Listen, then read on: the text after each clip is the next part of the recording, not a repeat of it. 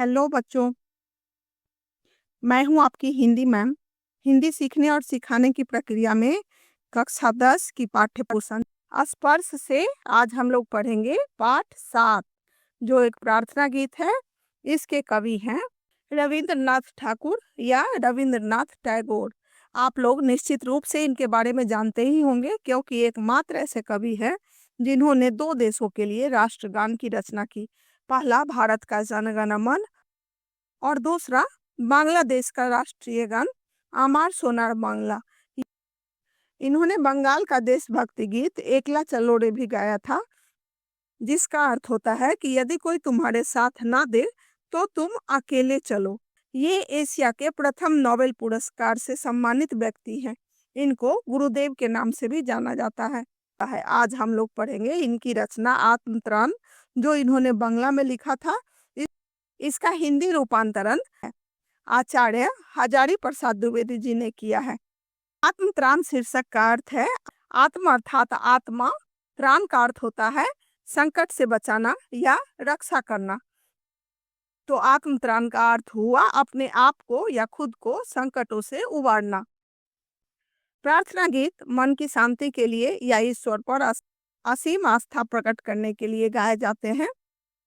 यह प्रार्थना गीत थोड़ा अलग है, क्योंकि इसमें कवि ईश्वर से खुद के लिए आत्मविश्वास मांगते हैं, हर एक प्रकार के मुश्किलों से जूझने के लिए शक्ति मांगते हैं। तो चलिए हम लोग आगे बढ़ते हैं। सबसे पहले पढ़ते हैं पाठ प्रवेश।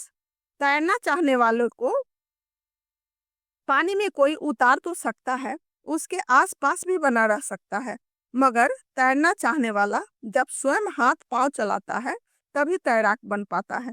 परीक्षा देने जाते समय बड़ों से आशीर्वाद की कामना करता ही है, बड़े आशीर्वाद देते भी हैं, लेकिन परीक्षा तो उसे स्वयं ही देनी होती है। इसी तरह जब दो पहलवान कुश्ती लड़ते हैं तब उनका उत्साह तो सभी दर्शक बढ़ाते हैं, इससे उनका मनोबल बढ़ता है, मगर कुश्ती तो उन्हें खुद ही लड़नी पड़ती है।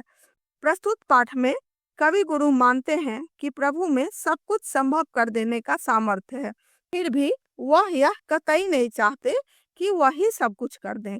कवि कामना करता है कि किसी भी आपद विपद में यानी विपत्ति के समय में किसी भी द्वंद्व में सफल होने के लिए संघर्ष वह स्वयं करे, प्रभु को कुछ न करना पड़े। कवि कर्मठ बनने की सलाह देते हुए कहते हैं कि इंसान हो या भगवान, आपको आशीर्वाद तो दे सकते हैं, हिम्मत भी दे सकते हैं, हौसला दे सकते हैं, पर आशीर्वाद प्राप्त करने लायक कार्य आपको ही करना पड़ेगा। इसके लिए खुद पर भरोसा होना चाहिए, न कि दूसरों के सहारे पर या फिर अपनी किस्मत पर भरोसा करें। खुद पर भरोसा करना सबसे जरूरी है। इस प्रार्थना में कवि अपने सुख के लिए ईश्वर से प्रार्थना नहीं करते, तो फिर कवि इस कविता में चाहते क्या है? इसके लिए हम लोग आगे बढ़ते हैं और इस कविता को पढ़ते हैं। विपदाओं से मुझे बचाओ, यह मेरी प्रार्थना नहीं, केवल इतना हो करना मैं, कभी न विपदा में पाऊं भय। करना मैं यहाँ ईश्वर या परमेश्वर है। कवि करुणामय अर्थात दयालु प्रभु को याद करते हुए कहते हैं कि मैं आपसे ये प्रार्थना नहीं कर रहा कि आप मुझे दुख तकलीफ से बचा कर रखो, बल्कि मैं तुमसे यह चाहता हूँ कि मुझे कष्टों को सहने की, दुखों की सहने की शक्ति दो, उसे झेलने की शक्ति दो, ताकि मैं विपत्ति में भी कभी भयभीत न हो पाऊं। दुख ताप से व्यथित चित्त को न दो सांत्वना नहीं सही, पर इतना होए करना मैं, दुख को मैं कर सकूं सदा जय। कोई कहीं सहायक ना मिले तो अपना बल पौरुष ना हिले। चित्त कहते हैं हृदय को, पौरुष पराक्रम को कहते हैं। कवि कहते हैं कि हे ईश्वर, यदि दुख तकलीफ से व्यथित हृदय को कोई सांत्वना या तसल्ली देने वाला ना हो तो कोई बात नहीं है।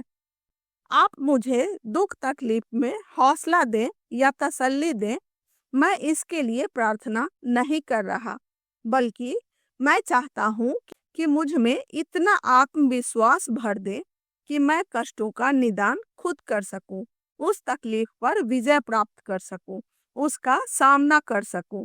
कष्टों में मेरी सहायता करने वाला कोई ना हो तब भी उस परिस्थिति में भी हे प्रभु, मेरा पराक्रम कम न हो, आत्मबल या शारीरिक बल कमजोर न पड़े, आप मुझ में इतनी शक्ति दो, मुझे खुद पर से विश्वास न हिले, खुद को मैं कमजोर न समझूं। हानि उठानी पड़े जगत में, लाभ अगर वंचना रही, तो भी मन में न मानुस है। वंचना का मतलब होता है धोखा देना, क्षय मतलब नाश। अगर मुझे इस संसार में केवल हानि ही उठानी पड़े और लाभ से हमेशा वंचित रहूं, लाभ हमेशा मुझे धोखा देता रहे, अर्थात जब मेरा बुरा दौर चल रहा हो तब भी हे प्रभु, मेरे मन की शक्ति का कभी क्षय ना हो, कभी नाश ना हो, अर्थात मुझे खुद पर भरोसा बना रहे, मन मन की शक्ति पर विश्वास बना रहे, जिससे मैं विपरीत परिस्थितियों का सामना कर सकूं, अपने मन को कमजोर न पड़ने दूं।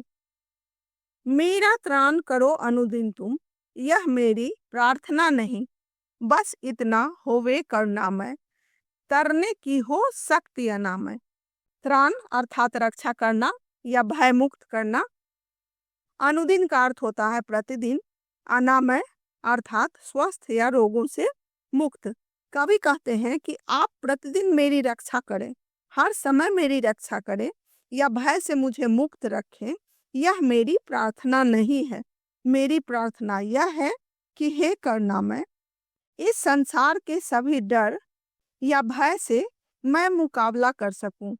आप मेरे मन को स्वस्थ रखो, विचलित ना होने दो, ताकि मैं अपनी बुद्धि और साहस के बल पर इस संसार के सभी डर या भय से मुकाबला कर सकूं। तरने की हो शक्ति अर्थात दुख तकलीफ के हिलोरों को खुद ही तैरकर पार कर सकूं, मुझ में वो शक्ति भर दो। मेरा भार अगर लघु करके ना दो सांत्वना नहीं सही, केवल इतना रखना अनुनय, वहन कर सकूं इसको निर्भय। अनुनय का अर्थ होता है विनती करना, वहन करना यानी ढोना। कवि कहते हैं कि मुझ पर आए कष्टों के बोझ को आप हल्का कर दो, यह मेरी प्रार्थना नहीं है। ना ही मुझे कष्ट के समय में तसल्ली दो, सांत्वना दो या ढाढ़स बनाओ। आपसे मेरी यह विनती है कि आप मुझे इतना भय मुक्त कर दो कि मैं निर्भय होकर दुखों के भार या बोझ को ढो सकूं, अपनी परेशानियों का सामना कर सकूं। नतशिर होकर सुख के दिन में, तब मुख पहचानूं छिन छिन में। कवि ईश्वर भक्त हैं, प्रभु में इनकी गहरी आस्था है। वे कहते हैं कि आप मुझ पर इतनी कृपा बनाए रखें कि मैं सुख के दिनों में भी अपनी शीश झुकाकर आपको याद करता रहूं। आप सुख के दिनों में भी आपको भूल न जाऊं, आप मुझे इतनी शक्ति दें। तब मुख पहचानूं छिन छिन में। छिन छिन का अर्थ होता है प्रत्येक क्षण या प्रत्येक पल। सुख के दिनों में भी या अच्छे समय में भी प्रत्येक कण में आपको देखूं, प्रत्येक क्षण आपको याद करता रहूं, सभी प्राणी में आपको महसूस करूं। आप मुझ पर इतनी कृपा बनाए रखें, अर्थात आप तो सभी जगह विद्यमान है, यह मैं भूल न सकूं, हर समय याद रखूं। आप मुझे इतनी शक्ति दीजिए। दुख रात्रि में करे वंचना, मेरी जिस दिन निखिल मही, उस दिन ऐसा हो करना मैं तुम पर करूं नहीं कुछ संशय। निखिल का अर्थ होता है संपूर्ण, मही अर्थात धरती या संसार। अभी यहाँ दुख को रात्रि के समान मानते हैं, क्योंकि तकलीफ में मन में अंधेरा छा जाता है। दुख तकलीफ के समय में दिन तो कट जाते हैं, रातें लंबी हो जाती हैं। दुखों के समान ही घनघोर अंधेरा दिखाई देता है।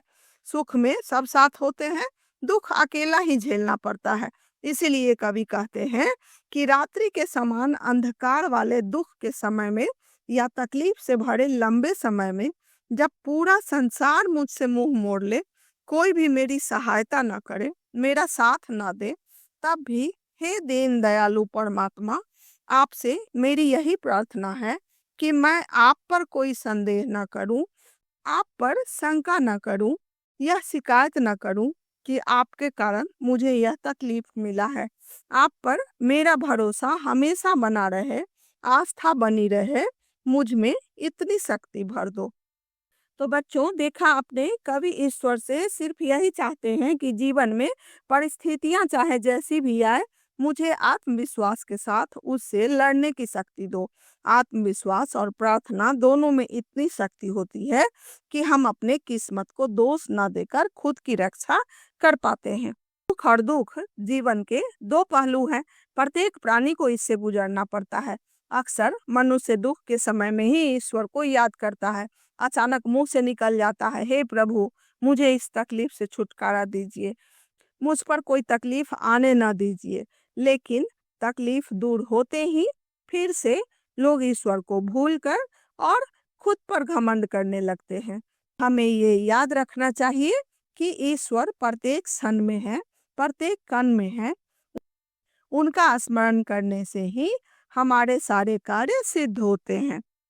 यदि आपको इस कविता का अर्थ समझ में आ गया हो तो आप मेरे चैनल को सब्सक्राइब करिएगा, लाइक करिएगा और अपने मित्रों में शेयर भी करिएगा। मैं जो भी पढ़ाऊं वो आपको मिलता रहे। तब तक के लिए बाय।